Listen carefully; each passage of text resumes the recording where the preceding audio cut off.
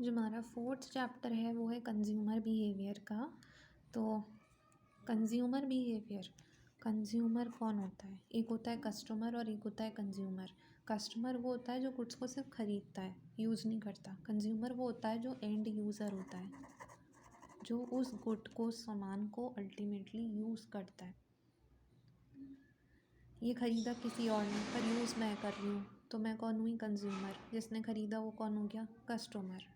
पापा बुक ला कर दे रहे हैं तो पापा कस्टमर हो गए, पर मैं कंज्यूमर हो गई क्योंकि मैं उस बुक को यूज़ कर रही हूँ, पढ़ रही हूँ। हम यहाँ पे किसे स्टडी कर रहे हैं? कस्टमर के बिहेवियर को या कंज्यूमर के बिहेवियर को? जो यूज़र है उसके बिहेवियर को। मतलब कंज्यूमर बिहेवियर को स्टडी करने को बोलते हैं consumer behaviour. The study of the consumer buying behaviour. Consumer क्या चीज़ खरीदता है, क्यों खरीद रहा है, कब खरीद रहा है, कैसे खरीद रहा है, कहाँ से खरीद रहा है, किससे खरीद रहा है, ये सब स्टडी करने को हम क्या बोलेंगे? Consumer behaviour. ठीक है, वही इसका स्कोप भी होता है। कंज्यूमर बिहेवियर को क्यों स्टडी किया जाता है? क्योंकि इससे हमें पता लगता है कि कंज्यूमर को चाहिए क्या, ताकि हम वही चीज़ प्रोड्यूस करेंगे। उल्टी सीधी जगह पैसे लगाना और फिर वो सामान बिके ही ना, इससे कोई फ़ायदा नहीं है। तो वही चीज़ लेकर आएंगे, वही चीज़ बेचेंगे जो कंज्यूमर को अल्टीमेटली चाहिए होगी। हमें कौन सी पॉलिसी बनानी है, क्या प्राइस पे बेचना है, वो भी कंज्यूमर बिहेवियर को देखकर पता लगेगा। मैं बस्ती वाले एरिया में जाकर ब्रांडेड प्रोडक्ट्स बेचने का, आईफोन सेल करने का नहीं सोच सकती, क्योंकि वहाँ की उनकी इनकम लिमिटेड होती है। हमारा चैनल ऑफ डिस्ट्रीब्यूशन क्या रहेगा? आफ्टर सेल सर्विस कितनी देनी है, कैसी रखनी है, क्वालिटी क्या रहेगी प्रोडक्ट की। अच्छा अगर प्रोडक्ट बनाओगे, सही प्राइस पर दोगे, तो उससे क्या होगा? कंपटीशन बीट करने में हेल्प मिलेगी। कितनी वैरायटी ऑफ प्रोडक्ट्स हमको मार्केट में प्रोड्यूस करने हैं वो पता लगेगा। फ्यूचर में क्या ट्रेंड रहेगा, कौन सी चीज़ की डिमांड आएगी, वो भी किससे पता लगेगा? कंज्यूमर को स्टडी कर कर पता लगेगा। Packaging, branding, advertisement, sales promotion, ये सब डिसाइड और ये सब डिसीजंस कंज्यूमर बिहेवियर के बेसिस पर लिए जाते हैं। अगर फीमेल प्रोडक्ट है कोई, लेट्स से कोई कॉस्मेटिक या क्रीम है, तो वो ज़्यादा अपीलिंग बनाई जाती है, उसकी पैकेजिंग पर बहुत फोकस किया जाता है। और अगर वही चीज़ मेल्स के लिए बनानी है तो इतनी अट्रैक्टिव नहीं रखी जाती, क्योंकि उनको ड्यूरेबिलिटी चाहिए होती है। ठीक है, तो वो चमक धमक यहाँ पर दी जाएगी, इतनी यहाँ नहीं दी जाएगी। तो ये सब चीज़ें क्या होती हैं? हेल्प करती हैं हमारे मार्केटिंग डिसीजंस लेने में। नेक्स्ट टॉपिक होता है कौन कौन सी चीज़ें होती हैं जो कंज्यूमर के बिहेवियर को, बर्ताव को अफेक्ट करती हैं। तो वो ये सब दे रखी है, मैं यहाँ से बताती हूँ। यहाँ चार्ट है प्रॉपर। एक होता है साइकोलॉजिकल फैक्टर, एक होता है सोशल फैक्टर, एक होता है इकोनॉमिक फैक्टर।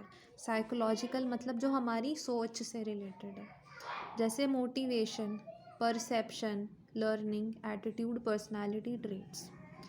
सोशल में क्या आएगा? हमारा फैमिली बैकग्राउंड, हमारा कल्चर, हमारी सोसाइटी, हमारा लाइफस्टाइल, ऑक्यूपेशन। इकोनॉमिक में क्या आएगा? Income, personal income, family income, savings, consumer credit, living standard, liquidity position. अभी वन बाय वन मैं इसको यहीं एक्सप्लेन कर देती हूँ। मोटिवेशन, मोटिवेशन का मतलब होता है किसी के बिहेवियर को चेंज करना, उनको इन्फ्लुएंस करना, मोटिवेट करना। ठीक है, उनको स्टिम्युलेट करना ताकि वो कोई प्रोडक्ट को ट्राई करें। जैसे टीवी पर एड्स आते हैं, वाला प्रोडक्ट ट्राई करके आप गोरे हो जाओगे, इस प्रोडक्ट को लगाने से बाल अच्छे हो जाएंगे, ये हो जाएगा, वो हो जाएगा। वो क्या कर रहे हैं? वो मोटिवेट कर रहे हैं ताकि आपको क्या कर सके? It leads the buyer to behave in a particular way. कैसे? उसको स्टिम्युलेट करके, ताकि वो उस प्रोडक्ट को अल्टीमेटली ख़रीद ले। तो मोटिवेशन करा जाता है कस्टमर को। उसके बाद कंज्यूमर को ना, परसेप्शन। परसेप्शन का मतलब, उससे पहले ना मोटिवेशन की वाली थ्योरी बहुत इंपॉर्टेंट होती है। मोटिवेशन में ये थ्योरी का नाम क्या है? Abraham Maslow theory. Of motivation.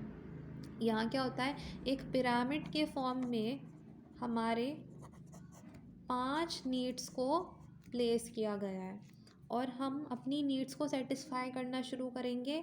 Ladder की तरह ये काम करेगा, जैसे सबसे पहले ये वाली नीड सेटिस्फाई करेंगे, उसके बाद ये वाली, फिर ये वाली की तरफ, तो ऐसे ऊपर की तरफ चढ़ते जाते हैं। जैसे जैसे पिछली नीड सेटिस्फाई होगी, आगे की नीड की हम सेटिस्फाई करने की तैयारी में लग जाएंगे। अगर पिछली नीड सेटिस्फाई नहीं है तो ऊपर की नीड्स भी सेटिस्फाई नहीं होंगी। सबसे पहली नीड क्या होती है, फिजियोलॉजिकल। फिजियोलॉजिकल का मतलब होता है क्या, रोटी कपड़ा मकान, फिजियोलॉजिकल नीड्स। ठीक है, उसके बाद आता है सेफ्टी नीड्स। सेफ्टी नीड्स क्या होती है, जैसे कि हमारा बोल सकते हैं इंश्योरेंस, है ना, फैमिली की सेफ्टी, अपने सामान की सेफ्टी, घर की सेफ्टी, ये सेफ्टी नीड्स हो गई। उसके बाद सोशल नीड्स। अभी सबको पता है कि इंसान जो है वो सोशल एनिमल कहा जाता है उसको, क्यों, क्योंकि वो अकेले रह नहीं सकता, उसको कुछ group of people, friends, whether it is a family लगती ही है ताकि वो सरवाइव कर सके, तो सोशल ग्रुप्स फॉर्म करे जाते हैं। उसके बाद ईगो। ईगो क्या होता है, ईगो होता है बेसिकली आप किसी सिचुएशन में, अब मैं ईगो के 3 होते हैं, आईडी, ईगो और सुपर ईगो। आईडी क्या होती है, आईडी होता है किसी काम को करने का दिल चाह रहा है, वो किसको क्या बोलेंगे, आईडी। आईडी हमारा कोई भी डिज़ायर हो सकती है, ठीक है, स्ट्रॉन्ग ड्राइव। उसके बाद या कोई नीड भी कह सकते हैं। ईगो का मतलब होता है, देखो ईगो क्या होता है। उसके बाद आता है सुपर ईगो। सुपर ईगो होता है कि हमको कोई काम, जैसे मुझे आइसक्रीम खाना है तो वो मेरे लिए आईडी हो गई। सुपर ईगो होगा कि क्या वो मुझे आइसक्रीम खानी चाहिए, नहीं खानी चाहिए, तो वो आइसक्रीम, जैसे अगर मुझे उस आइसक्रीम से एलर्जी है पर्टिकुलर कोई, तो मैं उसको नहीं खा लूँगी, वो मेरे लिए मॉरली करेक्ट नहीं है। कोई एक्ट, जैसे किसी का मर्डर करना है, गुस्सा आ रहा है किसी पर तो उसका मर्डर करना चाहते हो, क्या हो गया, आईडी। पर मर्डर करना सही है या गलत, तो मर्डर करना मॉरली गलत, ठीक है, तो मॉरली ठीक नहीं है वो, तो इसलिए क्या हो गया, सुपर ईगो बताता है कि कोई चीज़ जो तुम करना चाहते हो वो मॉरली ठीक है या नहीं। और ईगो अल्टीमेटली तुमसे करवाता है, अब चाहे वो मॉरली करेक्ट ना हो मर्डर करना, पर हम तब भी मर्डर कर देते हैं, तो वो क्या हो गया, ईगो। तो ईगो अल्टीमेटली क्या होता है कि हमको आगे प्रोसीड करना है या नहीं, कोई काम को अब करना है या नहीं, ये जानते हुए कि वो सही है या गलत है, वही होता है ईगो। लास्ट में आता है self actualisation need. Self actualisation मतलब खुद को पहचानना, हमारा पोटेंशियल। हम पैसे तो यहाँ कमा ही रहे हैं ना, सेफ्टी नीड्स में जॉब है हमारे पास, बट ऐसा होता है ना कुछ लोग, वो मतलब बहुत बढ़िया इंजीनियर बन गया है, पर वो इंजीनियरिंग के लिए बना ही नहीं था, उसको करनी थी फोटोग्राफी, है ना, तो वो अपनी नीड को, अपने पोटेंशियल को पहचान नहीं पा रहा था। तो सेल्फ एक्चुअलाइजेशन का मतलब है कि वो काम करो जहाँ पर तुम्हारा पोटेंशियल हो, जो तुम जिसके लिए चीज़ के लिए बने हो उस चीज़ में जाना, सो होता है सेल्फ एक्चुअलाइजेशन। ये पांचों पॉइंट्स मिलकर क्या बनाते हैं, मास्लो थ्योरी, और ये इम्पॉर्टेंट होती है।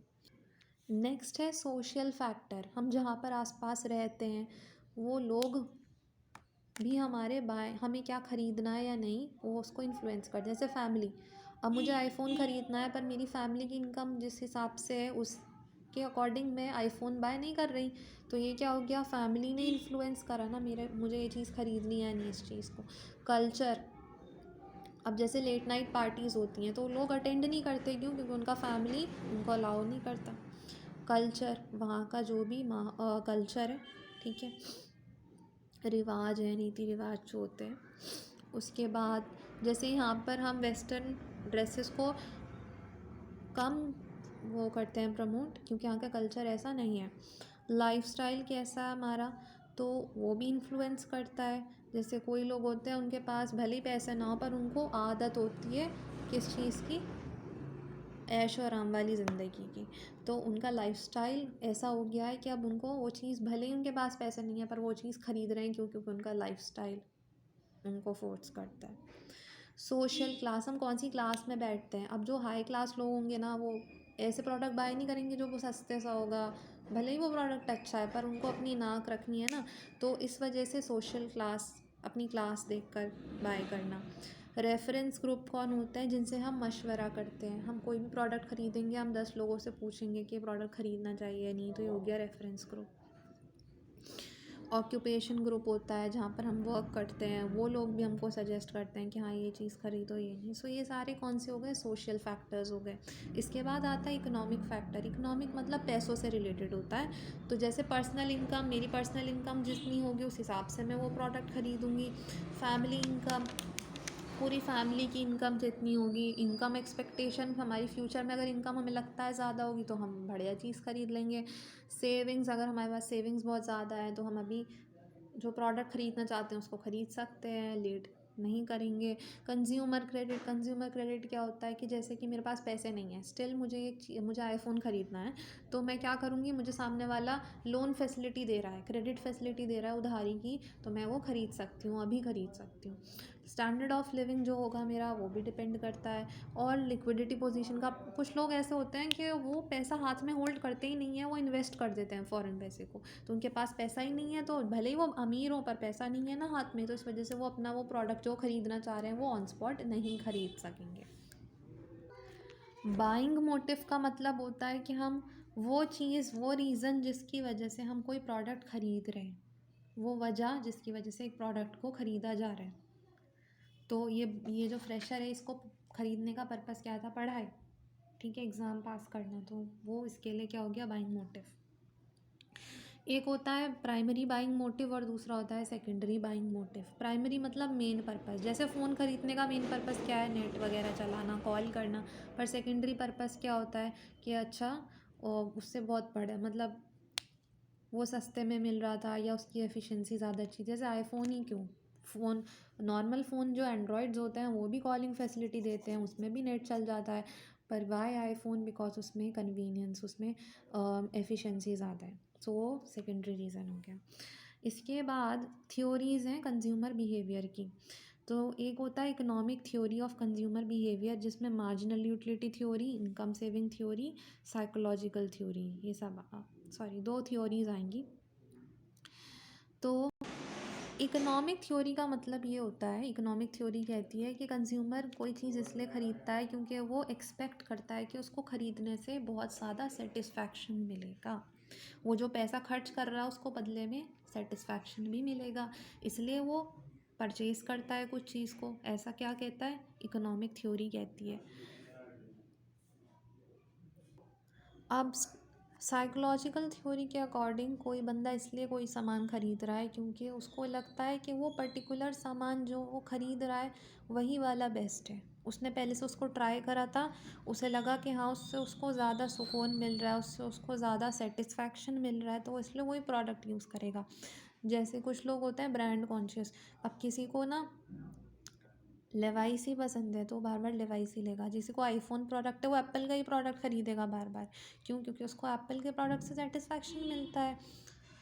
थर्ड थ्योरी है गेस्टल्ट एंड फील्ड थ्योरी। ये बोलती है कि कोई अगर कुछ सामान खरीद रहा है, जब कोई ख़रीदता है बायर कुछ चीज़, तो वो एक चीज़ देख कर नहीं ख़रीदता, वो कई सारी चीज़ों को देख कर ख़रीदता है। जैसे उसको सपोज़ आईफ़ोन ही ख़रीदना था तो उसको आईफ़ोन ख़रीदने का एक पर्पस नहीं है कि कॉल और नेट चलाना है, उसके पास और भी पर्पस है। जैसे उससे वो बहुत कूल लिखेगा, या आईफ़ोन बहुत एफिशिएंट है, स्मूथ है, या उसको एक क्लासी फील आईफ़ोन से मिलेगा, या फिर उसको आईफ़ोन से है बहुत प्यार, तो उसके लिए मल्टीपल रीज़न। और जैसे डिस्काउंट चल रहा है तो वो भी एक रीज़न हो सकता है कि उसको कम प्राइस पे वो चीज़ मिल रही है।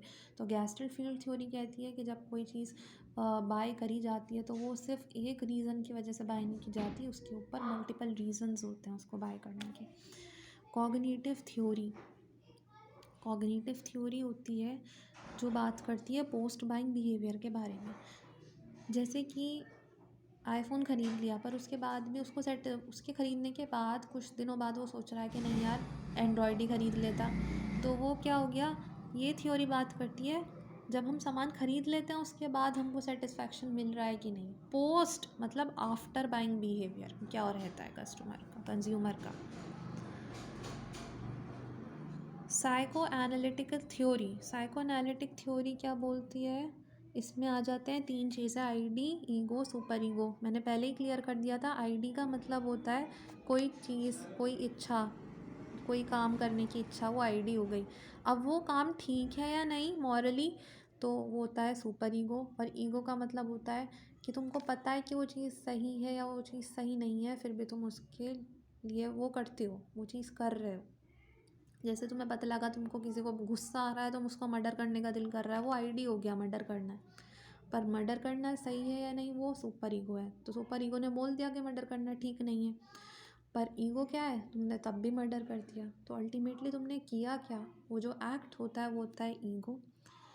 लास्ट में एक और थ्योरी होती है socio culture group theory, Veblen theory, कि जब कोई बंदा कुछ सामान खरीदता है ना, तो वो 10 लोगों से मशवरा करके उस चीज़ को ख़रीदता है। इसलिए नहीं ख़रीद रहा खाली कि उसको अच्छी लग रही है, पर वो उस चीज़ को ख़रीदने से पहले कुछ लोगों से मशवरा करेगा। सो ये कुछ इंपॉर्टेंट थ्योरीज़ थी, और इसी के साथ ये वाला चैप्टर भी ख़त्म हो जाता है।